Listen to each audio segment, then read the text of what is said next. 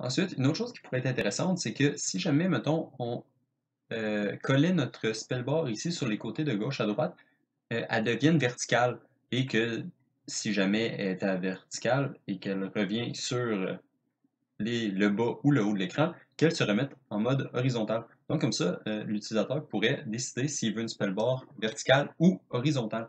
Donc on va aller faire ça tout de suite, mais pour ça, ça va prendre un petit peu beaucoup plus de logique. Et pour ça, la première chose que je vais faire, c'est que je vais aller dans ma Movable Window ici, et je vais prendre tout ce qui est à la fin de mon Begin Play ici, qui set toutes les valeurs par défaut, que justement, je vais me créer un event, parce que je vais avoir besoin de l'appeler. Custom Event, que je vais appeler Event Set Default Values, quelque chose comme ça. Et que je vais l'appeler Set Default Values ici, tout de suite après avoir fait tout le reste. Donc dans le fond, ça ne change absolument rien, ça fait juste appeler l'événement au lieu de l'exécuter directement. L'événement va nous permettre de pouvoir l'appeler de l'extérieur. Donc maintenant, on ne devrait plus avoir besoin de la Movable Window, donc on peut la fermer. Et ce que je vais faire, c'est que je vais aller dans ma spellbar. Pour pouvoir alterner entre horizontal et vertical, ce qu'on va avoir besoin, c'est autre chose qu'une horizontal box, parce que dans le fond, une horizontal box, ça le dit dans son nom, c'est fait pour organiser les choses à l'horizontale. Donc, pour ça, moi, ce que j'ai pensé faire, c'était prendre un grid. Avec une grid par nom, ça va nous permettre de pouvoir mettre euh, nos éléments à l'horizontale et à la verticale comme on veut, dépendant de ce qu'on veut quand on veut. Donc, ce que je vais faire, c'est juste le redimensionner au maximum avec les ancrages, bien sûr, étirés. Et quelque chose d'important ici, c'est le size to content. Si on coche ça, ça va aller beaucoup mieux par la suite. Donc, ce que je vais faire, c'est que je vais juste l'appeler grid spells. Puis là, dans le fond, je vais supprimer la horizontal box spells. Comme ça. Là, bien sûr, ça ne compilera plus. Parce que notre variable horizontal box spell n'est plus bonne. Donc, on va aller à tous les endroits où ce que la variable était appelée. Je vais aller mettre ma grid ici en variable pour pouvoir l'utiliser. Et ensuite, je vais tout simplement remplacer les variables d'horizontal box par la grid. Donc ici, grid spell remplacé, horizontal box, on remplace par la grid, et horizontal box, on remplace par la grid. Parfait. Maintenant, ça compile. Est-ce que ça nous donne ce qu'on veut dans le graphe? Non, ça met toutes les images une par-dessus l'autre. Donc, ce qu'on va aller faire, c'est au tout début, quand on spawn les images ici, on va tout simplement leur dire c'est quoi leur position dans la grille. Donc, pour ça, ce que je vais faire, c'est que je vais prendre le return value ici, je vais le cast to grid slot ici. Je vais convertir en podcast parce que je sais, à cause de ma grid ici, que ça va tout le temps fonctionner. Et ensuite, je vais faire un set colonne et un set row. Comme ça. Comme ça va pouvoir nous permettre de setter la rangée et la colonne que nous voulons. Pour la rangée, c'est simple, ça va être 0 parce qu'on, par défaut, elle va être horizontale. Et la colonne, bien, on va juste tout simplement prendre notre index de notre loop. Comme ça. Ce que ça devrait nous permettre d'avoir une belle ligne horizontale comme on avait avant. Je vais juste allumer ça ici rapidement et retourner voir dans le designer. Et voilà, on peut voir que ça fonctionne bien. Donc nous avons toutes nos cases. Si je m'en vais en play, on va voir si ça fonctionne en play aussi. Oui, on peut tasser ça ici, comme ça, on agrandit, on rapetisse, ça fonctionne. Ah, nos spells ne sont plus interactifs, donc on va aller voir pourquoi. Je crois que c'est parce qu'ils ont encore perdu leur The Order. Ouais, c'est ça. Notre grid spell ici est retourné dans The Order 0. On va le remettre à 5. On peut voir déjà que ça a fonctionné. Mais on va aller quand même les tester. Voilà, nos spells sont rendus interactifs comme avant. Parfait. Donc là, il n'y a rien qui a changé à part que c'est une grille au lieu d'être une horizontal box. Ensuite, ce que je vais me faire, c'est que je vais me rajouter une nouvelle petite variable pour pouvoir keep track du sens de notre barre. Donc je vais tout simplement l'appeler is horizontal, comme ça. Et par défaut, je vais le setter à true. Ici, hop, hop. Et voilà, puis je vais aussi le mettre dans ses défauts, juste pour être sûr. Compiler avant. Et voilà, le défaut de value est à true. Donc là, on a une barre qui sait qu'elle est horizontale. Ensuite, c'est là que la partie compliquée arrive. Il faut faire en sorte que la barre change d'orientation dépendant de notre position, de sa position dans l'écran.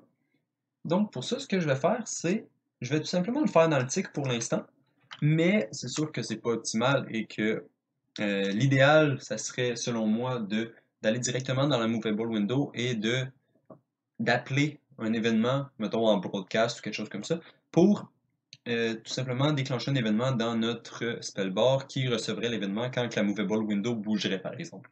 Mais comme ça prendrait un petit peu plus de temps à faire et que c'est déjà un petit peu compliqué comme logique, je me suis juste dit que j'allais le faire dans le tick pour l'instant et que ensuite, si jamais on veut optimiser et rendre ça beaucoup plus clair, on va pouvoir le faire dans le futur.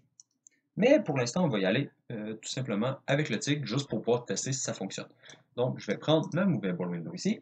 Je vais tout simplement getter son is mouse button down, comme ça, pour savoir si je suis justement en train de cliquer sur ma Movable Window, et je vais faire un if. Donc, histoire de ne pas calculer à toutes les frames pour rien, on va juste calculer si jamais on est en train de cliquer sur notre Movable Window. C'est sûr que ça nous fait une vérification à faire à chaque frame, mais c'est déjà moins pire que de tout le temps calculer à chaque frame. Ensuite, mes calculs vont être différents dépendant si ma spellbox est déjà horizontale ou verticale. Donc, mon deuxième check, ça va être le sens de ma spellbox. Et ensuite, c'est là que le calcul commence. Donc, je vais prendre un Movable Window ici. Je vais prendre le Self Slot, parce que c'est lui qui est au courant de sa position. Et justement, je vais faire un Get Position. Puis je vais aussi faire un Get Size, parce que c'est des informations qui vont nous être utiles. Je vais tout simplement les splitter ici pour avoir accès au X et au Y indépendamment. Et ce que je vais aussi avoir besoin, c'est le Viewport Size, ainsi que le Viewport Scale, comme ça ici. Et comme on avait fait précédemment, on va prendre le size, qu'on va le diviser par le scale pour pouvoir avoir une valeur qui fonctionne avec les autres valeurs ici que nous avons en haut. Et je vais splitter pour pouvoir avoir accès au X ou Y indépendant. Quand est-ce que je veux, là, en ce moment, la barre est horizontale. Donc, quand est-ce que je veux la mettre verticale? C'est là qu'on va déterminer ça. La façon que j'ai pensé de faire ça, dans le fond, c'est que si notre souris est très près du côté gauche, on voudrait qu'elle soit verticale. Mais par contre, si notre souris était déjà très près du haut ou du bas de l'écran, on ne veut pas que la barre devienne verticale, dans le fond. Parce que sinon, ça ferait que quand on est dans le coin, ça n'arrêtait pas d'alterner entre vertical et horizontal parce que c'est proche des deux côtés. Donc, ce que j'ai pensé faire comme protection, c'était avoir un petit offset ici dans le côté en haut à gauche, ben, dans le côté en haut, dans le côté supérieur, ainsi que dans le côté inférieur, pour pouvoir, mettons, avoir une marge d'erreur ou tout simplement, si jamais on veut comme que notre barre soit horizontale, donc on la met aussi qu'elle soit collée sur le top de l'écran, donc on peut la coller en haut, la déplacer dans le coin sans que ça affecte tout simplement son orientation. Et la même chose si jamais on la veut verticale dans le coin en haut à gauche, on la colle à gauche et ensuite on la monte en haut, comme ça elle va être verticale dans le côté en haut à gauche. J'espère que c'était clair, mais au pire ça va aller un petit peu mieux avec un exemple. Donc on va faire l'exemple. Mais pour ça, ce qu'il nous faut, c'est tout simplement savoir si on est justement dans une de ces zones-là.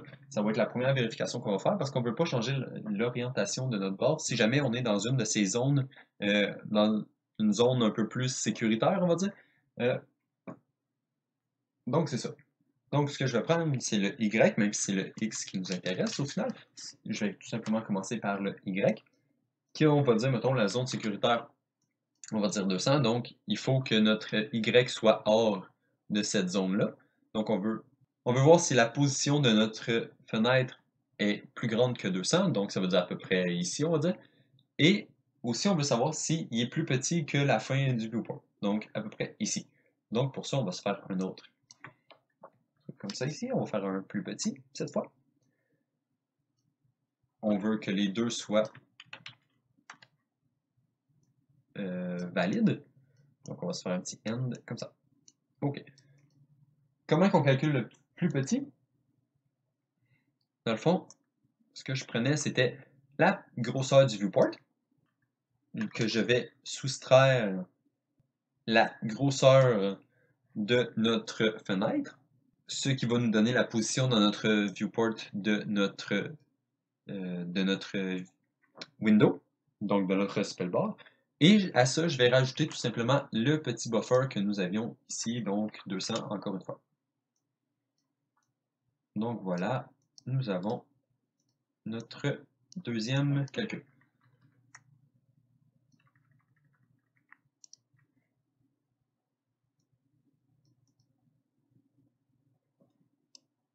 Donc avec ça, on peut faire un if ici, l'attacher au tout début. Et nous pouvons maintenant passer par la suite. Donc là, si notre spellbar n'est pas tout simplement collé en haut de l'écran ou en bas de l'écran, on va pouvoir passer à la suite avec nos calculs. La suite étant de reprendre la position de notre fenêtre. Donc je vais juste la reprendre comme ça, parce qu'on est rendu loin, sinon ça va faire un petit bordel que c'est pas tant intéressant. Et ce qu'on veut, c'est savoir maintenant qu'on sait que la fenêtre n'est pas dans une zone tampon ou dans une zone un peu plus safe. Ce qu'on veut, c'est savoir si elle est assez proche du côté gauche ou du côté droit de l'écran pour pouvoir la flipper puis la mettre en mode vertical. Donc pour ça, ce que je vais faire maintenant, c'est que je vais prendre le X. Pour vérifier si elle est assez proche du côté gauche, c'est simple. On fait juste plus petit et on va dire 20. Donc si on est dans le petit 20 ici, unité, on va pouvoir juste savoir que la fenêtre est prête à devenir verticale. Ensuite, même chose, mais pour les Y. Donc, je vais me faire un plus grand ici. Et je vais faire la même chose, le même principe que j'avais fait en haut ici. Donc, je vais faire X, que je vais soustraire. Et à ça, la valeur que je vais soustraire, c'est, je vais me faire un petit peu avant. Ça va être le X, la grosseur X de notre fenêtre, parce que c'est les X qui nous intéressent maintenant. Et je vais à ça rajouter, encore une fois, le petit 20 de protection. Ce qui devrait fonctionner et nous donner un comportement déjà fonctionnel. Pas parfait, mais fonctionnel. Donc, on va tout simplement faire un OR booléen ici. Parce que faut que soit ce soit à gauche, soit ce soit à droite. C'est pas obligé d'être... en fait, ça sera jamais possible que ce soit les deux. Donc, il faut vraiment que ce soit un ou l'autre. Et ensuite, ce que je vais faire, c'est que je vais tout simplement me créer une fonction pour pouvoir changer son orientation. Parce que c'est ici qu'on va pouvoir changer l'orientation. Donc pour ça, je vais juste me créer une nouvelle fonction. Pourquoi une fonction? Parce que ça va être la même qui va être collée pour l'autre orientation. Ça va être juste, on va lui passer un booléen pour vérifier si quelle orientation qu'on veut dans le fond. Donc je vais juste tout simplement l'appeler flip horizontal vertical, comme ça, pour flipper entre les deux. Et je vais me prendre un booléen, puis je vais l'appeler is horizontal. Comme ça. Puis ce booléen-là, dans le fond, je vais tout simplement m'en servir pour setter le vrai is horizontal qu'on avait. Donc, si nos calculs sont bons ici, je vais tout simplement appeler cette fonction-là, qui va tout simplement servir à mettre notre fenêtre en mode vertical, donc on laisse le booléen à false. La fonction, c'est quoi qu'elle va faire? Je vais commencer par me faire une séquence ici, juste pour pouvoir mieux séparer mes deux parties que j'ai à faire. Il y a une partie qui c'est beaucoup juste des variables, puis l'autre partie, ça va être de déplacer les sorts pour qu'ils soient à la bonne place et les slots et tout. Mais avant, il faut setter les nouveaux paramètres de notre, parce qu'il faut changer les dimensions de notre fenêtre et un peu tout ça. Donc pour ça, je vais encore une fois prendre ma Movable Window ici et je vais prendre tous les paramètres que j'ai besoin. Donc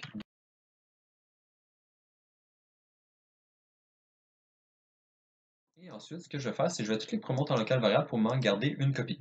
Parce que ça ne sera pas faisable sinon de les inverser. Dans le fond, parce que ce que je veux faire, c'est prendre mon maximum height et le mettre dans mon maximum width, prendre mon maximum width et le mettre dans mon maximum height, et la même chose pour la size de mes sides. Donc, une fois que les variables vont être remplacées l'une par l'autre, ça sera plus faisable de savoir c'était quoi la variable avant. Donc pour ça, je vais juste garder un snapshot de toutes les variables avant, et ensuite je vais toutes les flipper les unes avec les autres. Donc, bon, on va aller plus rapidement, on va dire 16. Ensuite, le height.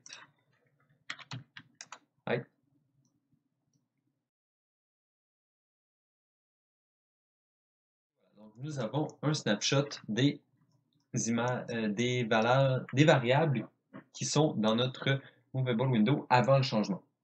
Ensuite, ce qu'on va faire, c'est l'inverse. On va faire en sorte que les variables prennent les valeurs que nous voulons leur associer. Donc, ce qu'on va faire, c'est on va simplement refaire exactement la même chose. Donc, mais cette fois, ça va être le 7.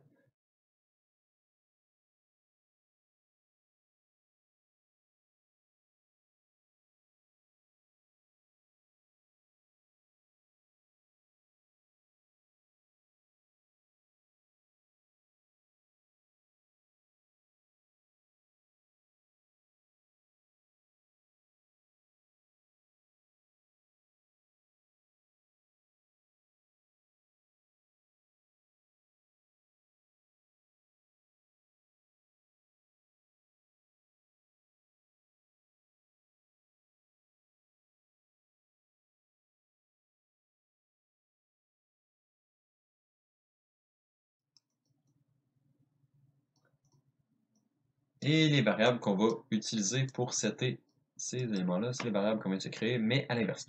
Donc, le height va aller dans le width.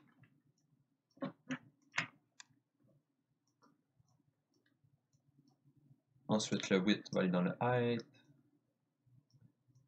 Je vais les mettre là. Pour ce qui est du 16, hop, on va le splitter. Puis on va inverser les deux. Donc, Y dans X, X dans Y. LR, donc on va mettre TB. Et TB, on va mettre LR. Comme ça. Donc maintenant, notre fenêtre devrait avoir les valeurs qui fonctionnent avec elle. Donc ça, c'est testable, donc on va aller pouvoir les tester rapidement.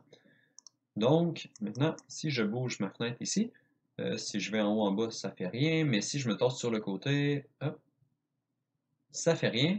Ça, c'est parce que mes ancrages ne doivent pas être bons, je crois. Je vais aller dans ma spellbar ici, ces ancrages-là, des ancrages en combat screen, ouais, voilà. Il est ancré en bas de l'écran, donc je vais juste l'ancrer dans le coin en haut à gauche pour être sûr que les dimensions soient prises en charge comme il faut. Donc, maintenant, et voilà, si j'approche sur les côtés, on peut voir que notre position de notre barre a flippé.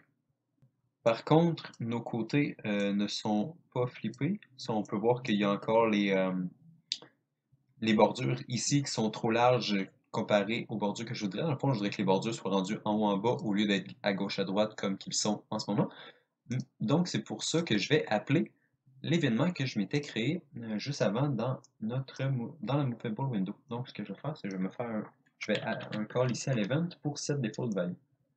Donc, ça va faire en sorte que les values vont toutes être bonnes. S'assurer que les values soient toutes bonnes lors du changement. Donc maintenant, si on se colle sur le côté, et voilà, on peut voir que les bordures sont rendues à la bonne position.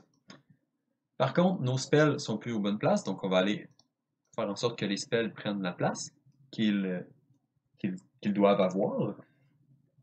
Et pour ça, on va aller ici dans le den. Donc, je vais prendre ma grille de spells, je vais faire get children count, et je vais faire -1. Et ensuite, je vais me faire une for loop, utiliser le -1 comme dernier index, c'est ici. Ensuite, je vais reprendre ma grid, je vais faire un get child apt, que je vais utiliser cet index-là, que je vais le slot as grid slot, parce que on est dans une grid. On refait la même chose qu'on avait fait au début quand on setait leur colonne et leur row. Donc, je vais me faire un set colonne et un set row.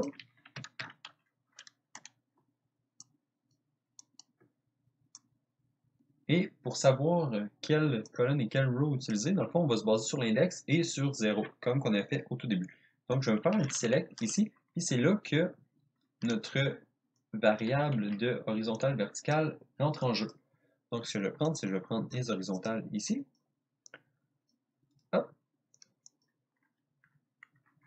Et je vais tout simplement l'inverser pour le deuxième.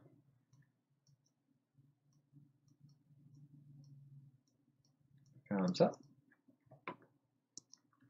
Donc, je vais